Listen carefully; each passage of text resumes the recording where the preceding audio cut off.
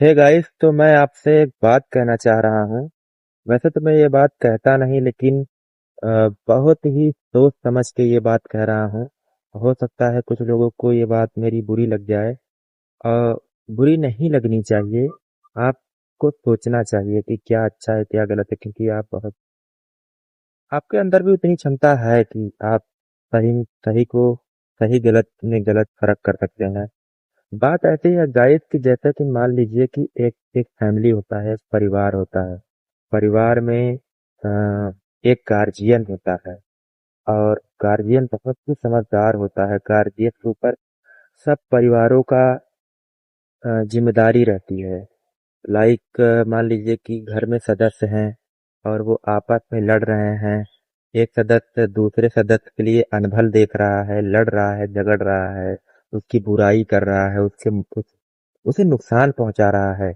तो जब वो बातें गार्जियन को पता चलती है, तो गार्जियन जो है दोनों को डांटता है, मारता है, समझाता है, और सही रास्ते पे लाता है। तो मेरा कहने का उद्देश्य यही है कि ये मतलब चाहे परिवार हो, और चाहे गार्जियन हो, चाहे सरकार हो। सरकार भी एक गार्जियन की तरह ही है।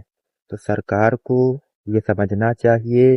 और ये जनता में जितनी भी आज मुठभेड़ है, और आपसी भाईचारा ना हो करके आपसी नाराजगी है, और बहुत कुछ अनभल रख रहे हैं, उनके बारे में वो गालियां दे रहे हैं, उनके बारे में वो दे रहे हैं।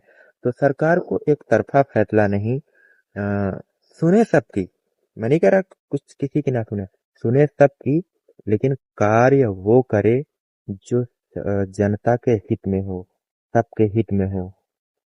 गाइस यार, एक कहावत तो आपने सुनी होगी कि हिंदू मुस्लिम सिख ईसाई हम चारों हैं भाई भाई। तो यार, कोई यहाँ पे अपना नहीं है, और ना कोई पराया है। मानिए तो सब अपने हैं, नहीं तो कोई भी अपना नहीं है। और आपको ये मान के चलना पड़ेगा कि सच्चा सच्चाई सच्चाई होती है।